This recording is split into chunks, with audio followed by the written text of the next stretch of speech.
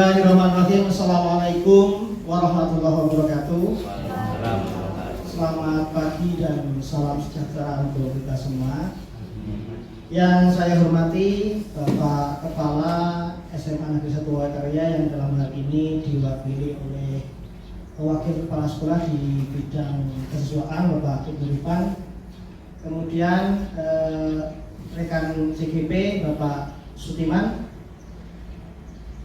para guru dan rekan-rekan tata usaha yang saya hormati, yang saya banggakan, Bapak Ibu wali murid yang pada kesempatan pagi hari ini bisa hadir memenuhi undangan kami, dan yang sangat saya banggakan perwakilan dari murid-murid saya ini dari kelas 10 dan kelas 11 ya, baik yang laki-laki maupun yang perempuan.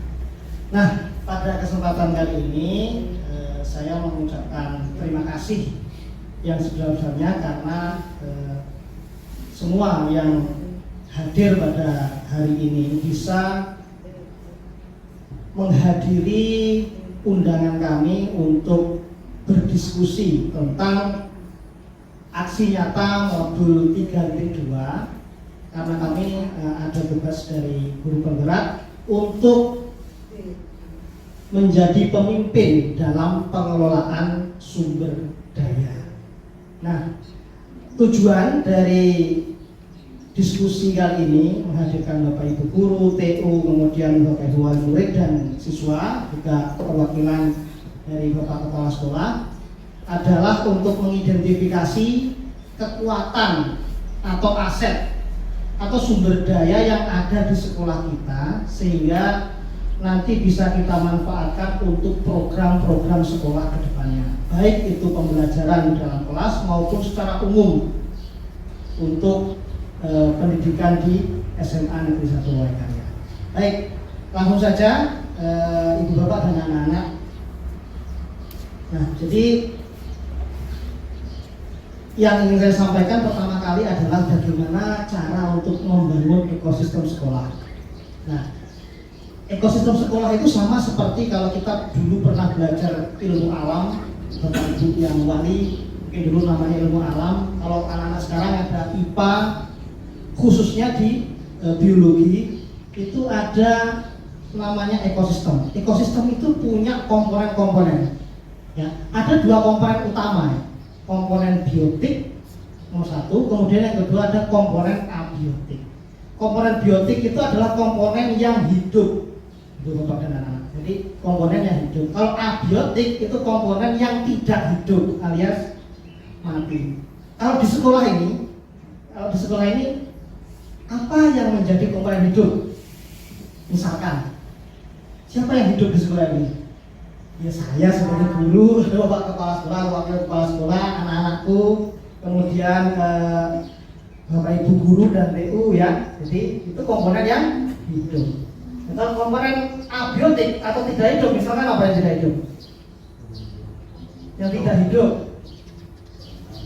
Ini yang kita tempatin ya, bangunan ini adalah komponen tidak hidup. Laptop ini untuk belajar, komponen tidak hidup. Atau mungkin handphone yang kalian gunakan untuk pembelajaran, biasanya untuk nonton YouTube atau untuk mengerjakan tugas dalam classroom, itu adalah komponen yang tidak hidup. Nah, komponen hidup dan tidak hidup itu bersatu dalam habitat. Habitat itu tempat tinggal.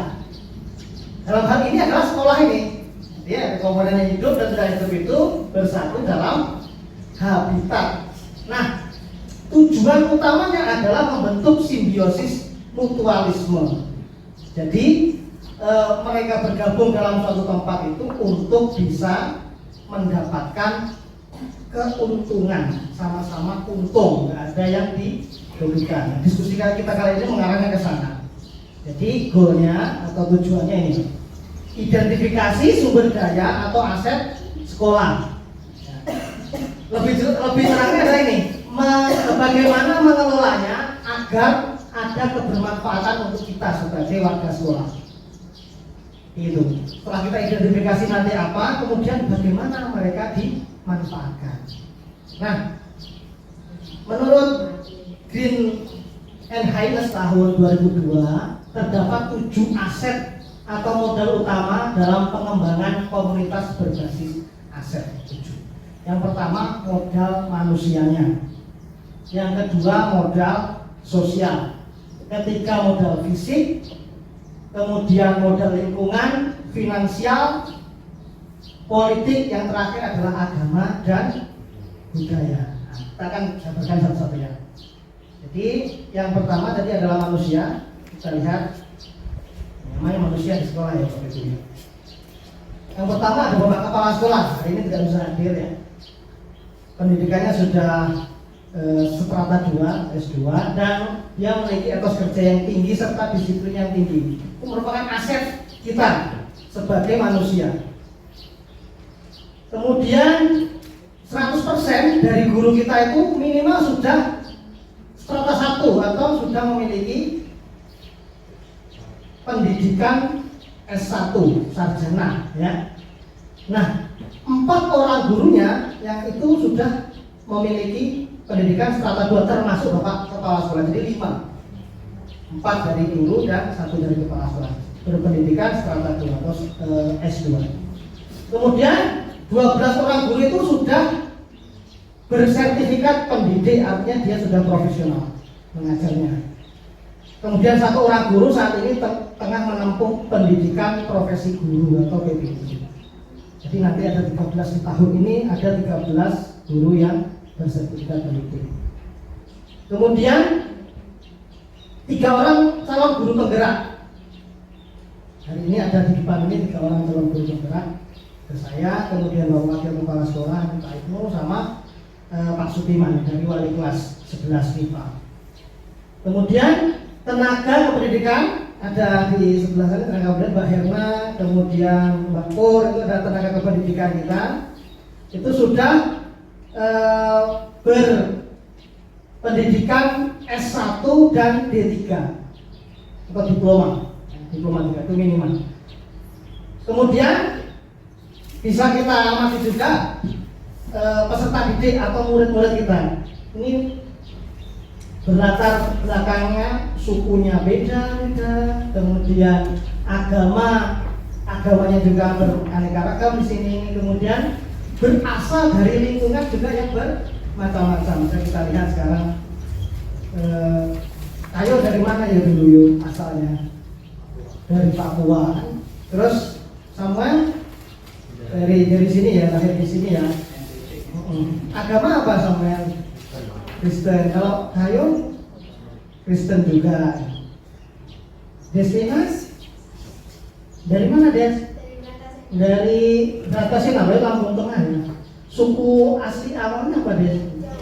Jawa ya. Agama Islam. Nita? Dari Jawa Timur ini malahan ya. Jadi memang beraneka ragam.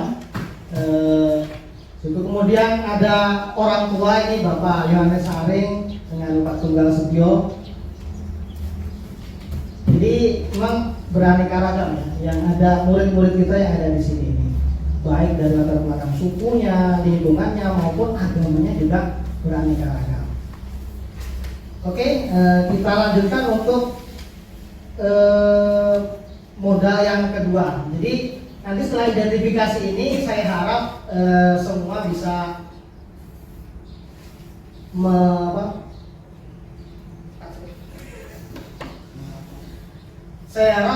semua bisa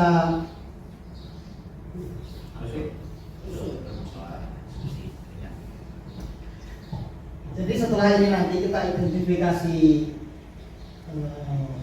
aset atau modal manusianya, nanti kita diskusikan ya, bareng-bareng. Bapak Ibu juga bisa usul, anak-anakku sekalian juga bisa usul bagaimana memanfaatkan ini untuk dimanfaatkan kita ini untuk kemajuan sekolah. Itu ya. Nah, termasuk juga yang modal-modal yang lain seperti modal sosial dan sebagainya, ini juga nanti kita cermati. Kalau memang ada yang mau ditambahkan, ya mungkin ini kurang ya, bisa ditambahkan. Dan bagaimana cara memanfaatkannya.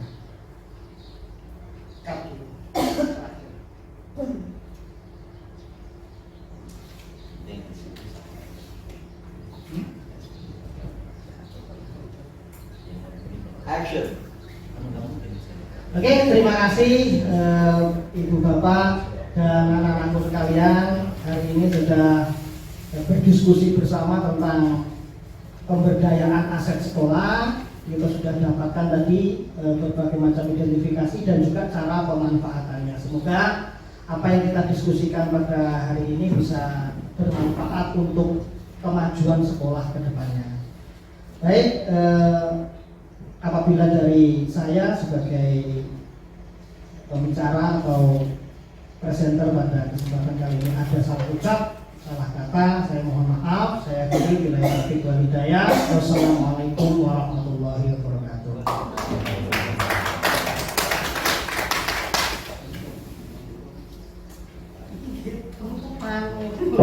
Salah nih. Lagi.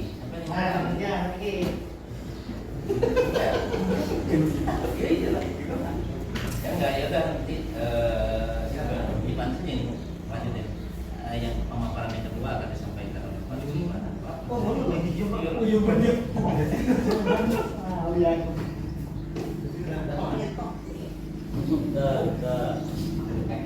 Masih mau nyambung aja.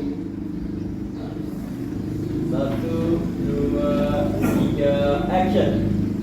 Baik, untuk pemaparan dan diskusi selanjutnya dari aset atau modal yang kedua yaitu sosial akan dilanjutkan oleh rekan kami CGP Bapak Sudiman. Pada Bapak Sudiman dipersilakan.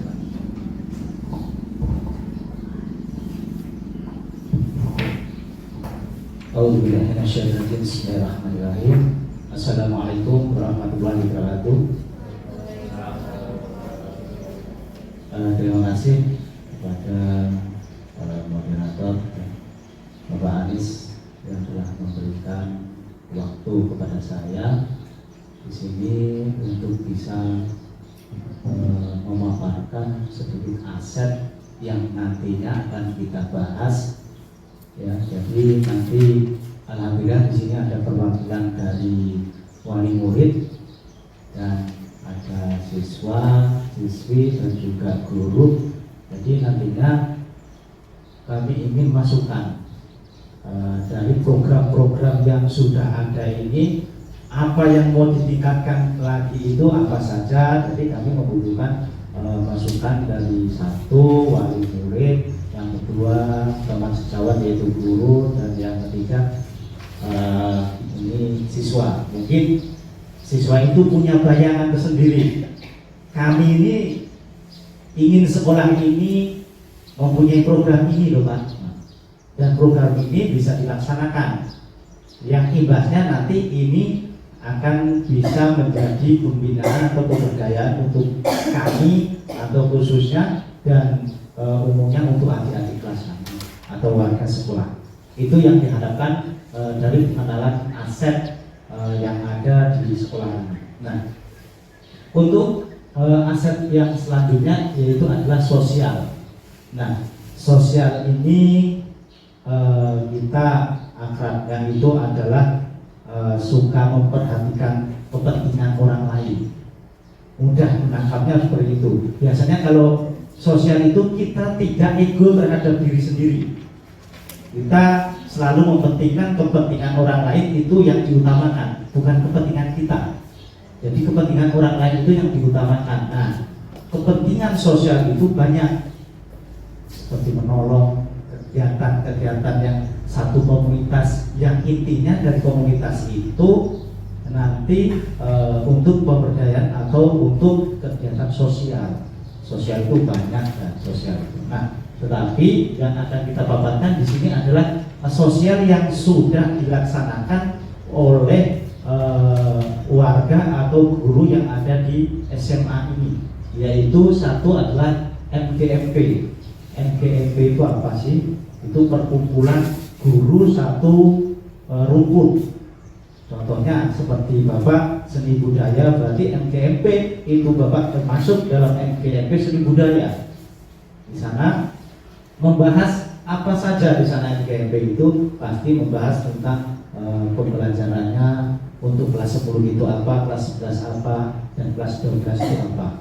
Dan juga ada PGRI, terus ada PGHM, Dan ini ada juga perkumpulan Google Sertifikat Edukator atau GCE. Terus yang ketiga ada OSIS. OSIS ini mewakili siswa dan siswi. Pramuka juga ada SBH. Terus apa lagi? Udah. Nah, jadi yang kami harapkan nanti masukannya untuk siswa-siswi perihal di OSIS dan Pramuka atau SBH ini. Apa sih yang kurang dari sekolahan ini, yang perlu ditingkatkan dan yang perlu dipertahankan itu apa saja. Terus yang selanjutnya ada aset yang berupa fisik. Fisik itu kita mudah menangkapnya itu sarana dan prasarana yang yang kita menangkapnya itu bangunan mati, tidak bisa bergerak. Fisik itu ya ada bangunan lab fisika, terus lab kimia. Nah, dari bangunan-bangunan kelas ini menurut Bapak Wali dan adik-adik semua, ini apa sih yang sudah baik dan harus dipertahankan atau akan ada penambahan? Jadi, mungkin Pak, saya merasa kelas saya itu dengan diameter mungkin 7x9, tetapi untuk volume anaknya itu terlalu banyak, jadi membuat kami sesak atau sulit. Itu bisa. Seperti itu. Makanya kita mengidentifikasi terlebih dahulu aset-aset apa saja yang ada. Kalau sarana prasarana sudah jelas, tapi ada gedung, ada aula, ada masjid, ya. Terus ada tempat peribadatan apa? Islam ada, Buddha ada, Hindu ada. Nah, dari tempat peribadatan itu apa menurut kalian itu yang kurang itu apa, atau yang sudah baik itu apa, dan yang perlu ditingkatkan, maksudnya tingkat itu perlu diangkakan itu apa saja. Terus untuk yang selanjutnya adalah lingkungan alam. Lingkungan alam ini biasanya berurusan dengan udara. Nah, untuk sekolah kita ini sirkulasi udaranya bagaimana? Apakah itu gersang, apakah sudah teduh, apakah sejuk? Kalau gersang contohnya, Pak, saya perlu mengusulkan untuk ditanamin beberapa pohon yang itu nanti udaranya itu bisa kita rasakan. Itu contohnya seperti itu. Nah, tetapi di sini yang perlu kita musyawarahkan nanti perihal satu, air bersih. Bagaimana sih air bersih di lingkungan di sekolahan kita? Apakah sudah baik? Terus apakah tercemar atau apa seperti itu? Nah, andainya seperti itu sudah teridentifikasi, berarti harus ada solusinya. Solusinya seperti ini. Itu yang kami harapkan seperti itu. Yang kedua adalah lahan kosong di beberapa tempat belum dimanfaatkan. Lalu kita melihat ini memang real, nyata banyak lahan-lahan kosong yang kurang produktif. Apakah nanti ada ide untuk lahan-lahan kosong itu mau dibuat seperti apa? Nah, kalaupun sudah dibuat kesepakatan, ya harus ikut andilnya. Siswa yang mengusulkan, ya siswa ikut andil. Jangan cuma bisa memberikan masukan, tetapi untuk aksi nyatanya tidak ada. Terus yang ketiga, dekat dengan PT DGF dengan konsentrasi penanaman pisang dan nanas. Nah, apakah ada imbasnya dengan kita dekat dengan PT ini atau penanaman pisang? Apakah simpelnya apakah kita sebenarnya sudah mendapatkan CSR atau imbal balik atau hal-hal yang bermanfaat dari PT ini? Mungkin dari bapak-bapak awal ini mungkin pernah bertemu dengan pengelola dari PT ini, mungkin ada sesuatu yang dari kami pihak sekolah itu tidak bisa masuk ke sana, tapi bapak-bapak bisa memberikan masukan. Ini loh ada link kosong ini seperti itu. Terus untuk yang terakhir adalah masyarakat yang peduli dan rasa kepemilikan yang besar terhadap sekolah. Nah, ini bagaimana dengan masyarakat di sekitar kita bisa menumbuhkan sikap rasa peduli. Peduli itu banyak hal, yaitu satu, mengawasi sekolah ini lebih baik lagi bagaimana keadaannya. Yang kedua, namanya peduli itu kadang kita nggak tahu namanya peduli lingkungan. Kalau anak sudah keluar dari gerbang itu kan biasanya harus yang bisa memantau itu adalah masyarakat. Nah, seandainya ada anak gesekan berpelajar, berarti kan ini ada kepedulian dari lingkungan. Itu yang kita harapkan seperti itu. Jadi semua tidak dititik beratkan kepada sekolah, tetapi semua memang ikut andil, karena sekolah itu bisa bisa maju dan bisa ini kalau nggak ada keterkaitan dari lingkungan, ya mohon maaf, kita akan tertinggal. Mungkin itu saja ya untuk fokus yang bisa saya sampaikan, hanya 3 poin.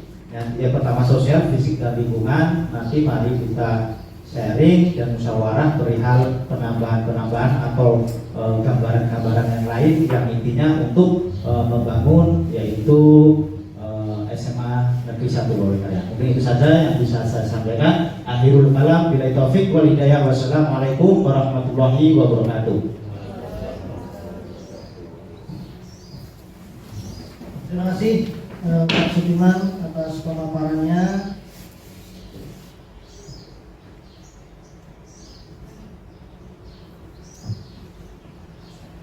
Oke, pemaparan selanjutnya akan disampaikan oleh Bapak Ibu Ripan kepada Bapak Ibnu di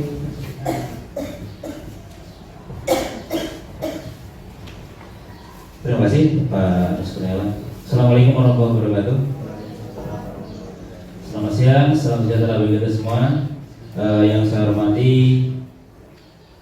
Bapak Kepala Sekolah yang dalam ini diwakili oleh Bapak Kepala Sekolah, Bapak Wakil Kepala Sekolah bidang kurikulum yaitu Pak Anies Kurniawan, sekaligus beliau adalah kandidat guru penggerak di sekolah SMA Lorekarya beserta Pak Sudiman. Kemudian di sini juga hadir di tengah-tengah kita yaitu anak-anak dari perwakilan kelas 11 dan kelas 10, kemudian dari orang tua dan para rekan guru beserta staf yang lainnya.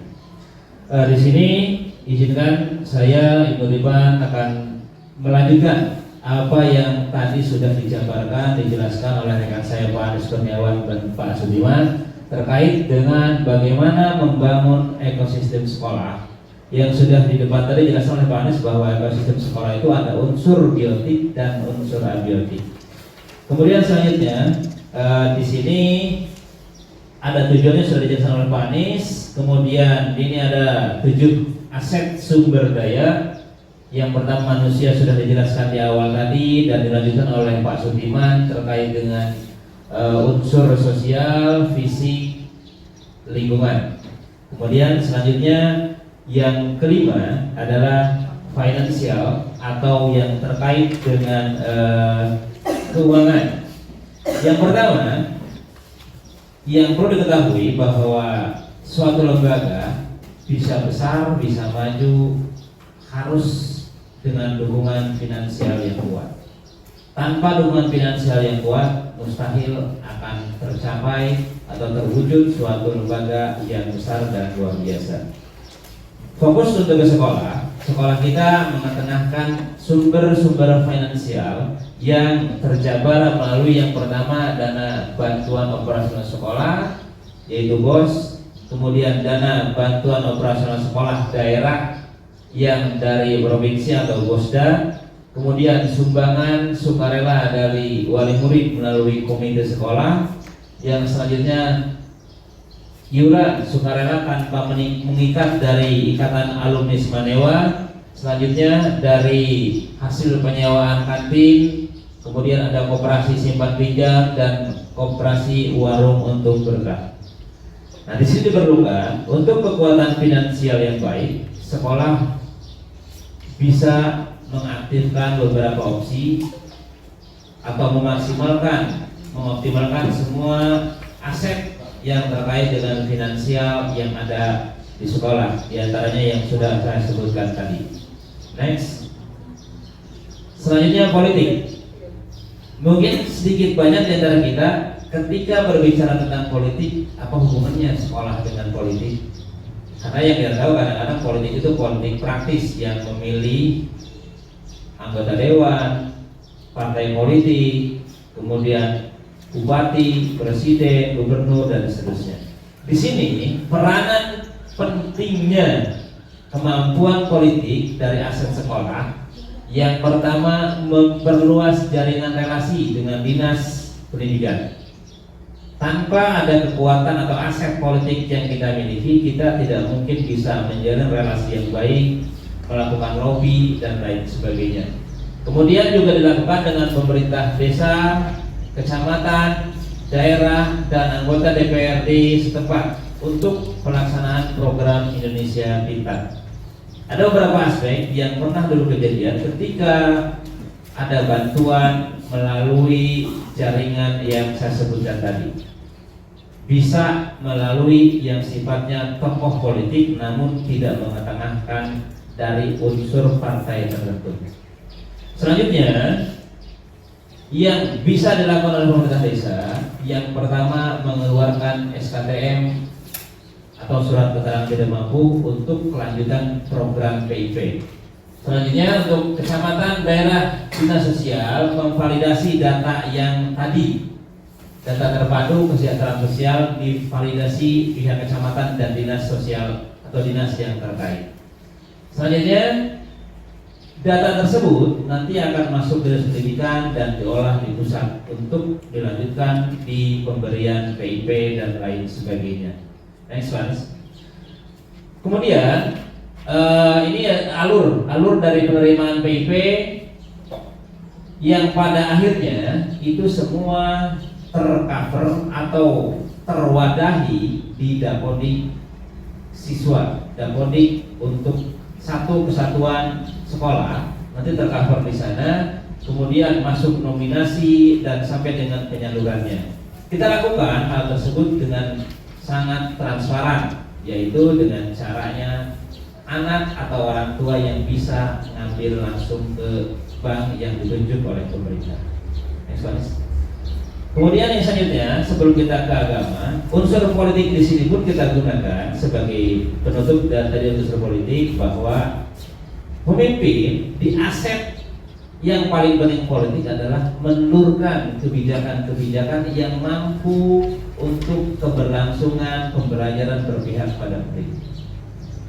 Sebagai contoh, misalkan bagaimana dia mewujudkan kerjasama dengan wali murid atau pihak desa tentang misalkan perbaikan jalan di depan sekolah, perbaikan talut atau selokan, siring dan lain sebagainya dengan pemerintah desa setempat dan lain sebagainya. Itu juga bisa diwujudkan, salah satunya yang kita miliki di aset politik.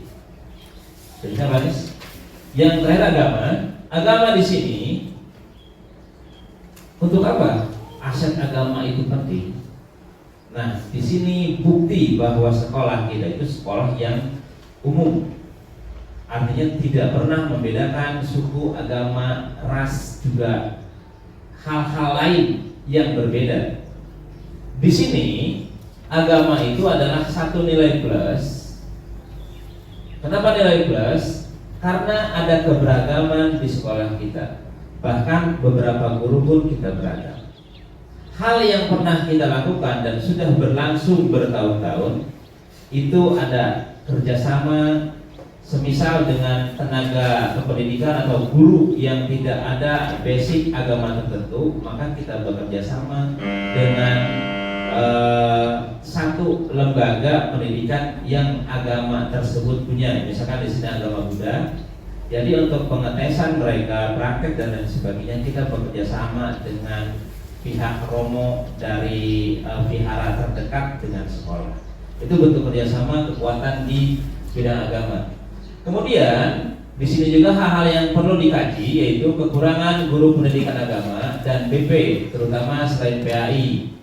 Karena di sini yang paling penting memang salah satu untuk meningkatkan aset agama adalah tersedianya tenaga pendidik atau pengajar yang berbasic sarjana keagamaan. Kemudian keberagaman juga sudah disinggung tadi bahwa ini menjadi salah satu aset sekolah. Kenapa aset sekolah?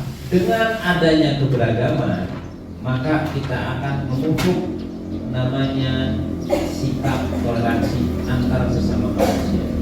Bahwa kita berbeda, bahwa kita memiliki keyakinan tertentu bisa dipadukan untuk satu kesatuan hukum.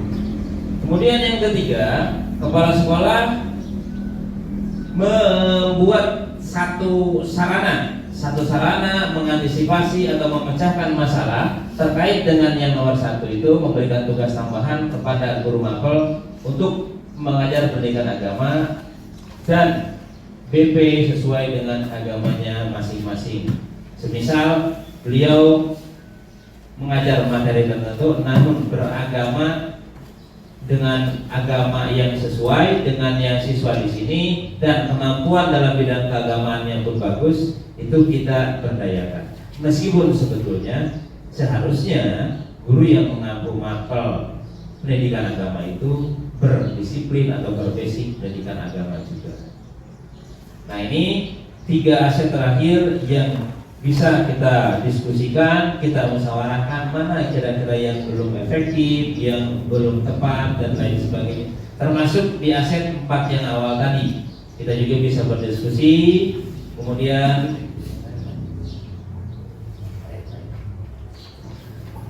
setelah ini nanti kita lanjutkan ke sesi berikutnya. Demikian yang bisa saya sampaikan, saya paparkan. Terima kasih. Assalamualaikum warahmatullahi wabarakatuh.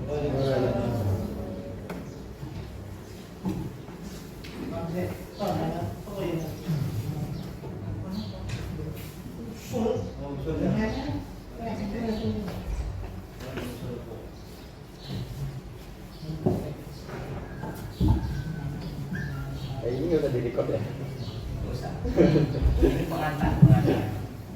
Jadi nanti di sesi berikutnya boleh bertanya terkait yang belum efektif. Nanti kita fokus untuk cari jalan tengahnya kalau ada. Kalau nggak ada ya diadakan.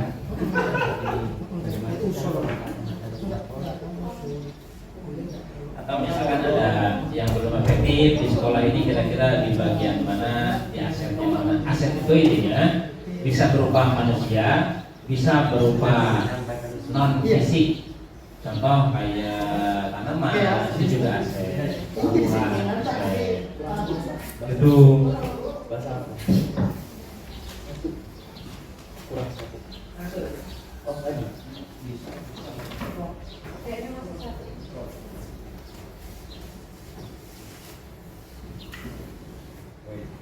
Ada masih pada belakang.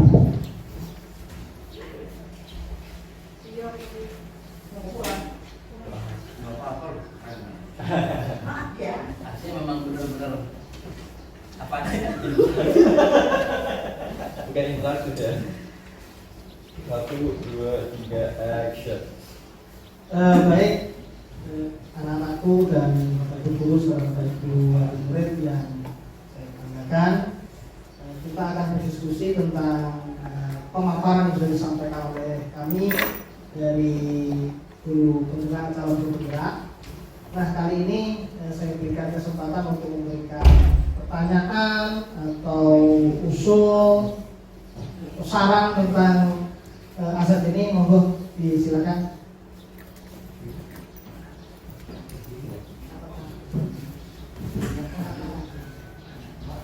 Oh ya, silakan, Samuel. Saya di sini. Pakai ini. Oke, silakan. Sebelumnya perkenalkan, nama saya Samuel Kurniawan. Saya di sini dari perwakilan siswa. Saya ingin menyampaikan usulan, apakah boleh di sekolah ini untuk proses pembelajaran menggunakan HP atau smartphone untuk pembelajaran.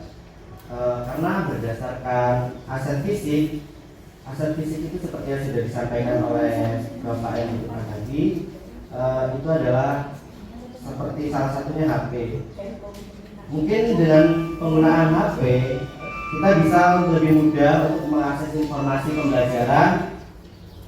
Bisa juga untuk proses pembelajaran itu lebih menyenangkan. tangkap usulnya. Ada lagi? Cukup ya. Terima kasih. Cuma jawab aja nama-namanya aja. Itu nama-nama jawab. Oke, terima kasih Samuel atas saran dan usulnya tadi mengenai aset fisik ya. Aset fisik. Ada lagi anak-anak sekalian?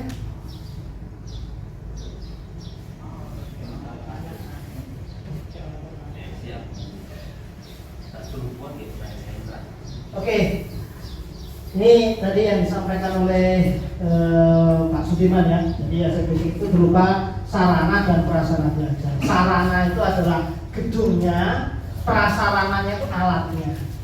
Jadi kalau handphone tadi berarti masuk kepada sarana atau prasarana? Prasarananya ya. Untuk digunakan sebagai alat pembelajaran. Ini usul yang sangat baik sekali. Kenapa belum dilaksanakan pada saat ini terkait dengan satu adalah keamanan ya. Yang kedua adalah pembiasaan siswa dalam atau murid itu dalam menggunakan media sosial. Ya, kalau di usulan Samuel itu bisa diterima oleh kita semua, maka ini menjadi tanggung jawab kita semua bagaimana untuk kita bisa membuat rencana-rencana aksi supaya kalau kita sudah fix menggunakan ekosistem pembelajaran dengan istilahnya kalau sekarang milenial digital ya seperti itu, agar pembelajaran itu lebih menyenangkan, kita juga bisa bertanggung jawab terhadap apa yang kita usulkan. Dari keamanannya oke, kita bahwa HP aman. Terus apakah HP itu digunakan di sekolah itu benar-benar untuk belajar atau enggak? Itu harus kita pastikan dulu sehingga nanti program ini kita bisa naikkan ke kepala sekolah. Kebetulan ini ada Pak Pakar Kesiswaan, nanti kita bisa didengarkan yang usulannya Pak. Jadi ini usulan bagus sekali. Pembelajaran akan lebih efektif, akses informasi akan lebih mudah, sehingga nanti di dalam kelas itu siswanya senang dalam belajar. Nah, jadi kalau mau mewujudkan pendidikan yang berpihak pada murid ini berbeda sekali ya namanya ya. Itu tambah ya, akan ditambahkan nanti kalau ditambahkan Pak Sutiman usul dari Samuel ya. Terima kasih.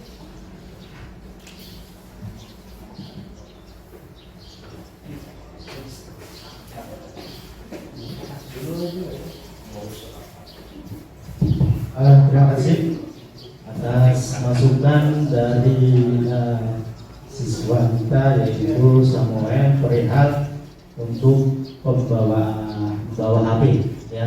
Ya memang benar di apa yang dikatakan oleh Pak Anies bahwasanya untuk HP itu masalah perihal keamanan. Tetapi kalau saya menyikapinya itu ada di ini untuk tujuan dari anak-anak itu belum benar-benar mencapai apa sih tujuan kalian belajar itu belum ke sana. Makanya walaupun bawa HP itu ya nanti pastikan nggak akan efektif karena tujuan kita di sekolah ini kan masih bagaimana kita mencoba untuk menyadarkan anak bahwasanya sekolah itu penting gitu loh.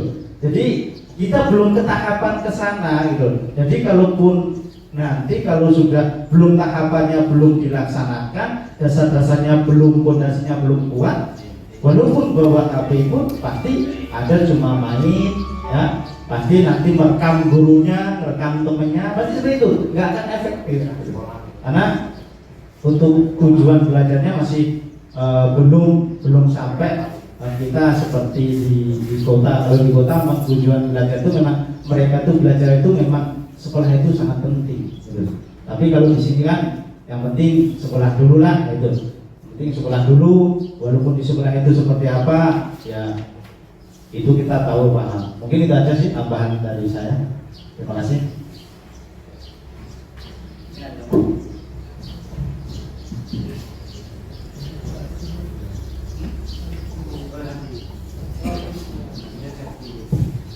Terima kasih, Pak Anies. Mungkin di sini saya berperan sebagai wakil kepala sekolah bidang kesiswaan yang terkait dengan perilaku dan semua kegiatan terkait dengan siswa. itu berhubungan secara langsung dengan saya.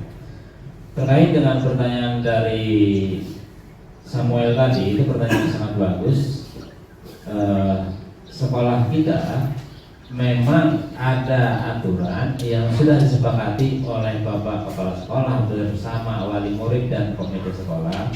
Ada salah satu poinnya adalah tidak diperbolehkan untuk membawa alat komunikasi atau handphone ke dalam lingkungan sekolah.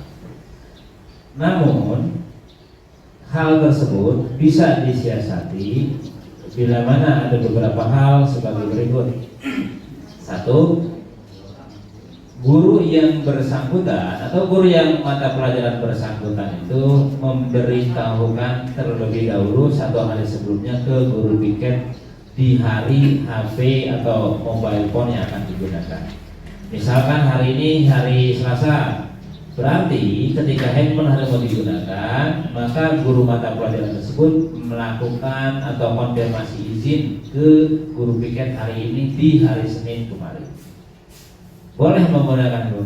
Dan setelah selesai pelajaran tersebut, maka HP dikumpulkan menjadi satu lagi, kolektif, dan disimpan di tempat yang aman, yaitu bisa di ruang guru, di loker, atau di berangkas di kantor.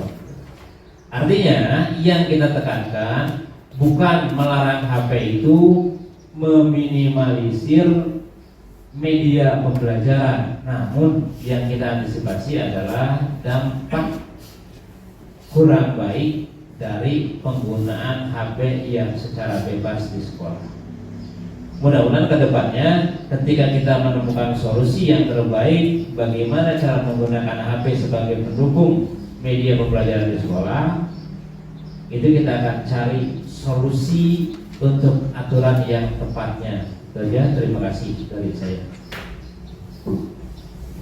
Baik, terima kasih atas jawaban, atas solusi yang dipaparkan. Saya kembalikan ke Samuel, bisa dipahami kan? Oke, terima kasih.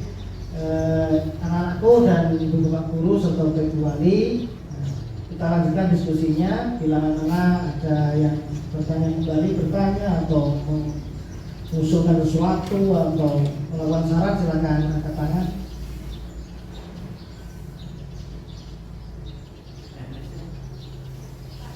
Monggo, Kristina, silakan.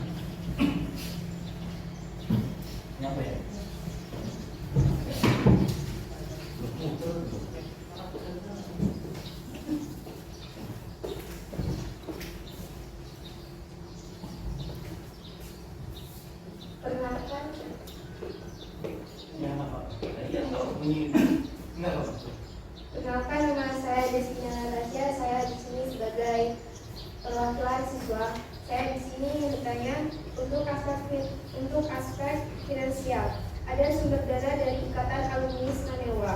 Kalau boleh tahu bagaimana pengelolaannya? Terima kasih.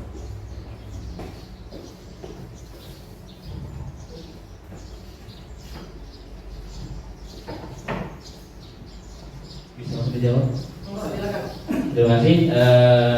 Desina, dan juga pertanyaannya tidak kalah bagus dengan pertanyaan Samuel tadi. Mungkin pertanyaan ini keluar karena kalian belum menjadi alumni. Di sini kita memiliki satu organisasi, satu wadah yang mungkin sebentar lagi akan berbadan hukum, yaitu Ikatan Alumni Sanewa. Dulu pernah menginisiasi bahwa akan dibentuk salah satu acara yang mereka kadang-kadang akan buat adalah reuni akbar selama angkatan ke berapa, 18 ya, 18 angkatan. Itu kalau dikumpulkan bisa satu stadion, sangat banyak sekali. Nah, kemarin salah satu bentuk kerjasama yang kita lakukan adalah kontribusi mereka yang tidak mengikat ketika sekolah memanggil di kegiatan Disnatalis. Disnatalis mereka bisa menjadi sponsor bersama. Sponsor bersama di sini maksudnya ada beberapa alumni yang ikut berkontribusi di kegiatan baik berupa keuangan, barang, dan lain sebagainya. Bahkan sumbangan ide dan pemikiran juga kita tampung. Nah, yang terkait dengan finansial di sini ada semacam kesepakatan dengan alumni yang tidak mengikat. Maksudnya mereka dapat kemanfaatan, apalagi alumni yang memang itu memiliki bidang usaha tertentu, bisa mereka mempromosikan jenis usaha itu ke siswa dan siswi di sekolah. Nah, bisa sosialisasi secara langsung, bisa juga media sosial, kemudian atau melalui banner, pamflet dan lain sebagainya. Artinya selama tidak mengikat, kerjasama yang bersifat finansial dengan alumni itu kita lakukan. Nah, aplikasi yang nyata yang terjadi adalah kemarin pada saat kegiatan Desnatalis ke-18 Semanhewa itu sudah kita lakukan. Saja, terima kasih. Bagaimana Desina? Ada tambahan? Sudah cukup, terima kasih. Saya kembalikan ke Pak Anies selaku pembawa acara. Baik. Kita lanjutkan diskusinya. Apabila ada saran yang lain dari model-model yang sudah kita sampaikan tadi, mungkin dari Bapak Wali Murid atau Bapak Ibu Guru, Bapak Ibu TU ini ya, Pustakawan.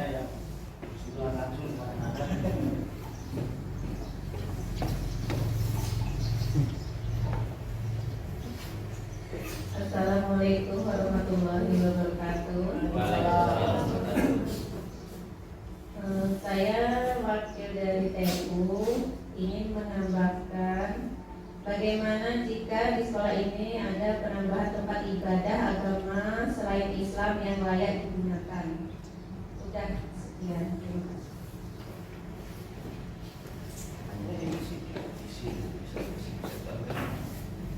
Terima kasih. Ini kayaknya semakin lama semakin dalam ya. Ini yang bisa menjawab ini harusnya jajaran orang dalam juga. Ada kurikulum dan ada kesiswaan. Kalau guru suruh ini kayaknya nggak tersampaikan ini. Silakan Pak Ibnu atau Pak Anies dulu ini.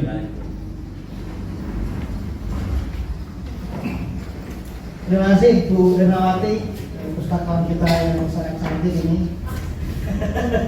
Pertanyaannya cukup mendalam, ya benar berkata kalau sudah menyangkut aset fisik, jadi aset fisiknya yang dimiliki siswa, karena aset fisik yang dimiliki sekolah. Memang kalau diamati ya, Mbak Herna, kemudian anak-anakku sekalian, saya juga miris sekali ketika salah satunya bisa beribadah dengan nyaman, kemudian di agama yang lain itu kurang nyaman karena tempatnya mungkin kurang lebar, kurang bersih, dan juga prasarananya itu tidak memadai begitu.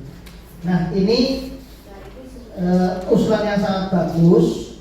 Jadi usulan ini akan kami bawa nanti ke rapat dengan kepala sekolah dan juga rapat komite. Mungkin Ibu Bapak Wali yang ada di sini juga nanti bisa disampaikan ini usulan ini, bahwa ini datang dari guru, tapi juga bisa juga datang dari mewakili dari wali muridnya. Seperti itu. Dan solusinya kita cari bareng-bareng. Apakah kita bangun dengan dengan dana tadi ya, di finansial, dengan dana bantuan operasional sekolah, dengan bantuan operasional sekolah daerah, itu tidak mungkin, karena tidak peruntukannya bukan untuk membangun, tapi untuk memperbaiki. Itu pun perbaikan yang ringan sampai sedang, berat enggak boleh. Ya, yang membangun baru itu harus kita rapatkan dengan wali murid, karena fasilitas ini akan dipergunakan oleh murid-murid kita untuk belajar dan sarana ibadah itu utama sekali. Maka nanti coba kita sampaikan ke Dewan Komite saat rapat wali murid tentang program pembangunan sarana ibadah. Kalau dilihat masjid kita ini walaupun sudah besar juga kurang nyaman, kurang lebar, ya. Kalau terkena angin sama hujan masuk semua airnya, ini nggak nyaman untuk ibadah. Apalagi yang agama lain ini masih hanya seperti kamar. Taman kami menyediakan itu, yang masih bisa kami sediakan cuma itu dulu. Nah nanti bisa kita godok bareng-bareng bagaimana memanfaatkannya. Apakah kita bangun baru nanti ya usulannya, ataukah ada pemanfaatan ruangan yang lain yang tidak dipergunakan untuk kelas atau sisa dari ruangan kelas itu digunakan untuk peribadatan atau pembelajaran agama lainnya. Betul ya, seperti itu yang bisa saya sampaikan. Bagaimana Mbak Herna? Perlu tambahan? Cukup ya. Terima kasih. Baik, Bapak Ibu guru, kawan-kawan TU yang terhormat Bapak Ibu wali, Pak Wakil Kepala Sekolah dan anak-anakku siswa-siswi sekalian, ada tambahan saran yang ingin disampaikan? Ya Pak. Ya, silakan. Pak Sukiman.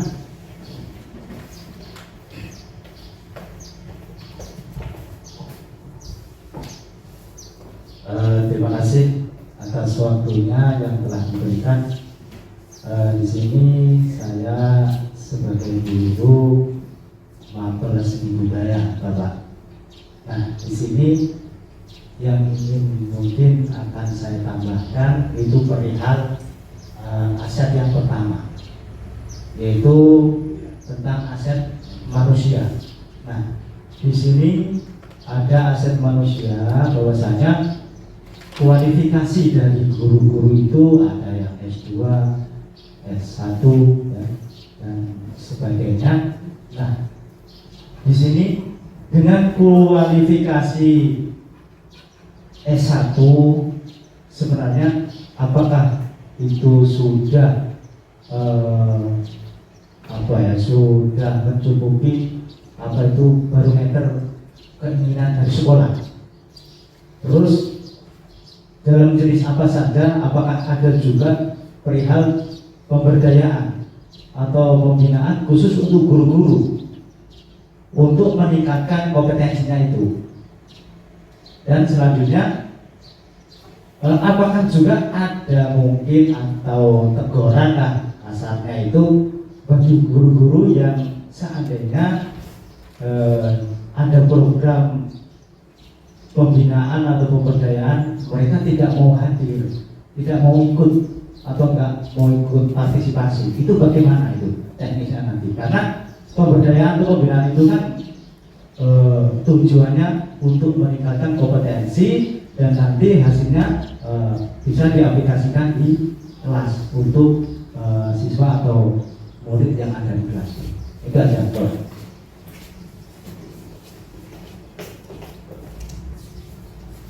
Terima kasih Pak Sukiman, rekan kita dari BPP yang mewakili dari guru juga. Pak Ibu mau jawab? Oke. Jadi yang pertama tadi saya catat pertanyaannya adalah apakah S1 cukup?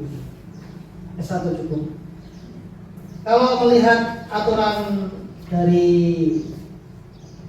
Kementerian Pendidikan, Kebudayaan, Riset dan Teknologi, kualifikasi guru atau SIM guru dalam mengajar itu harus S1, satunya harus S1. Nah kemudian kecukupan S1, guru dianggap boleh dan mampu untuk mengajar jika dia sudah memiliki sertifikat pendidik. Sebenarnya itu. Nah, jadi kualifikasi S1 itu 100% kita sudah, tapi belum semuanya memiliki sertifikat pendidik. Jadi kita dorong guru-guru di SMA Negeri 1 Waikarya ini untuk mengikuti seleksi PPG ini. Alhamdulillah ada masuk lagi satu ini dari P3K, nanti mungkin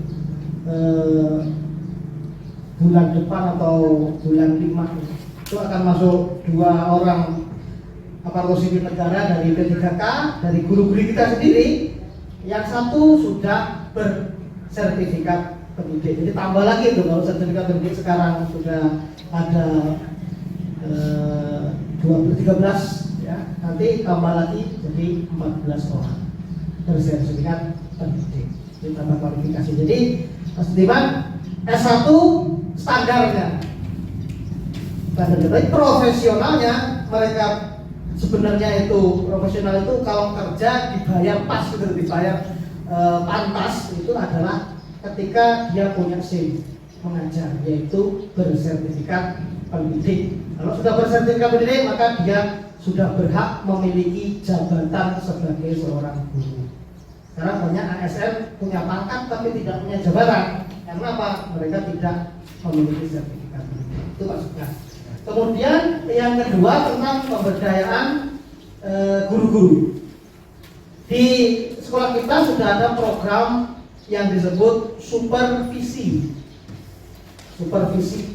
Supervisi itu bisa akademik, bisa non akademik. Yang sudah berjalan dengan baik saat ini adalah supervisi akademik. Kemudian siapa yang mensupervisi? Supervisi itu selayaknya dilakukan oleh kepala sekolah. Tapi karena banyaknya guru, ada 35 orang guru di sekolah kita, tidak mungkin satu orang kepala sekolah mensupervisi semuanya, maka dia menunjuk perwakilannya. Siapa perwakilannya itu? Satu guru senior, kedua wakil kepala sekolah. Di SK-kan mulai tahun 2022, ini sudah 2023, SK kedua berarti tahun 2022 itu sudah memiliki SK tim penilai kinerja guru. Jadi dari 4 sampai 5 guru itu dinilai oleh satu orang, maka dia tugasnya juga untuk supervisi.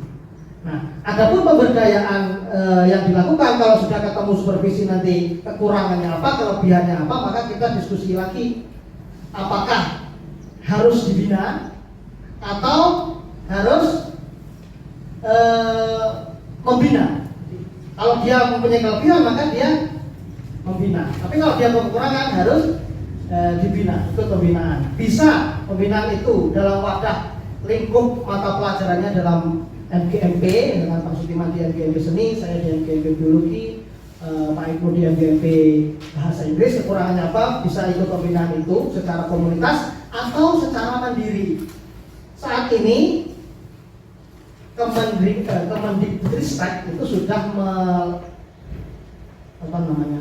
mensosialisasikan program berbasis aplikasi Android namanya Platform Merdeka Mengajar. Maksudnya bisa akses melalui akun belajar.id-nya ya, untuk mengikuti serangkaian pelatihan yang ada itu secara mandiri dan gratis bersertifikat resmi.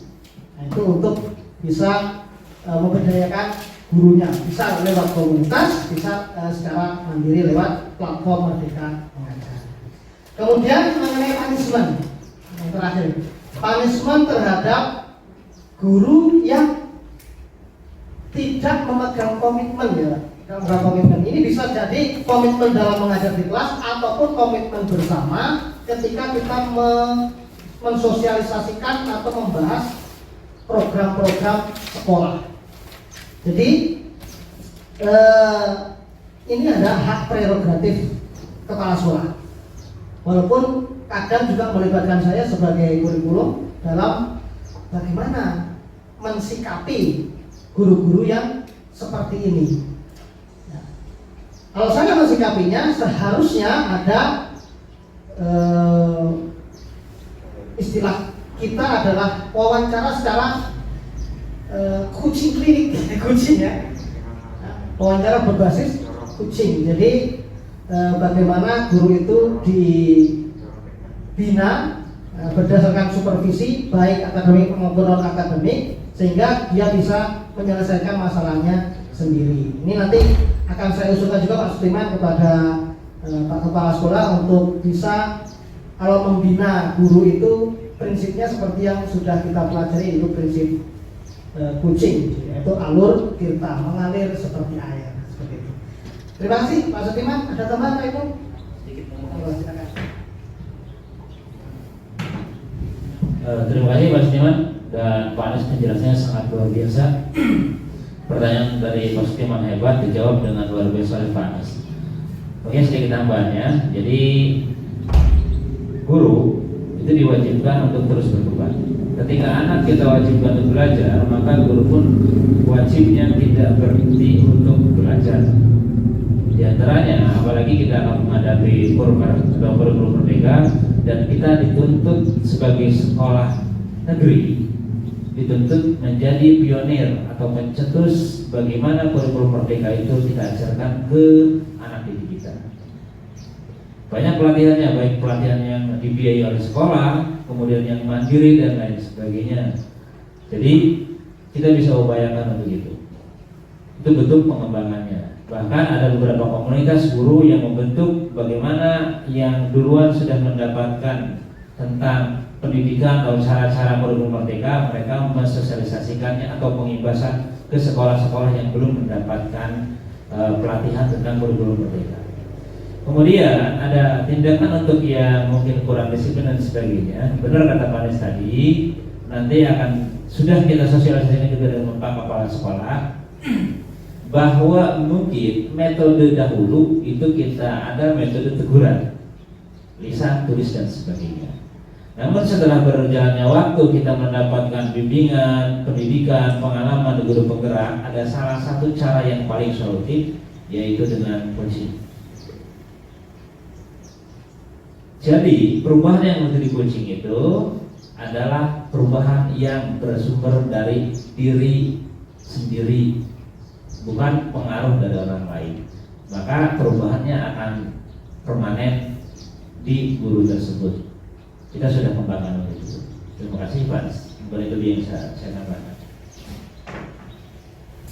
Baik, teman-teman sekalian, Pak Sutikan bisa kembali ke depan karena waktu ya, kita sebenarnya ini kalau dibahas ini luar biasa, bisa sampai satu hari nggak selesai karena asetnya ada 7. Tapi kita juga berkejaran dengan waktu, hampir pasal 12 ini, di pasal 12 dan mendekati waktu zuhur.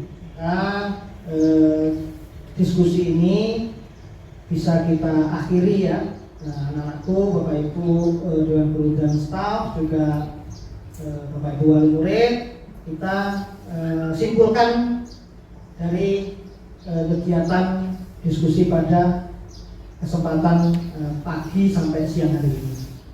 Jadi yang pertama tadi sudah dipaparkan ada 7 aset atau modal utama yang ada di sekolah ini. Kemudian kita sudah identifikasi dan juga ada tambahan-tambahan dari Bapak Ibu. Nanti hasil dari diskusi kita ini akan kami print out ya. Kemudian kami sampaikan juga kepada Bapak Ibu sekalian untuk dipelajari kembali. Jadi itu yang bisa kami simpulkan. Kemudian cara pemanfaatannya juga sudah kita diskusikan tadi. Yang belum adalah eksekusi. Ini perencanaannya dimatangkan dulu, kemudian eksekusi atau aksi nyata yang akan kita laksanakan ke depannya.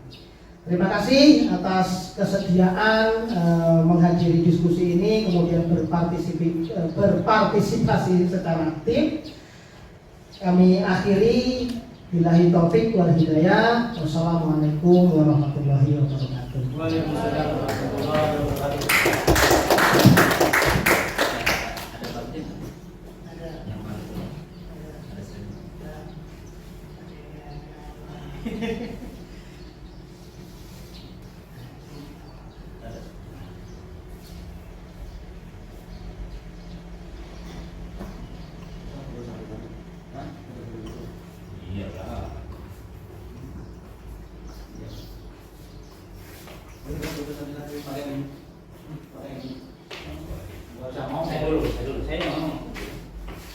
Saya paling 5 menit lah, 2 menit dari saya, 3 menit dari mereka.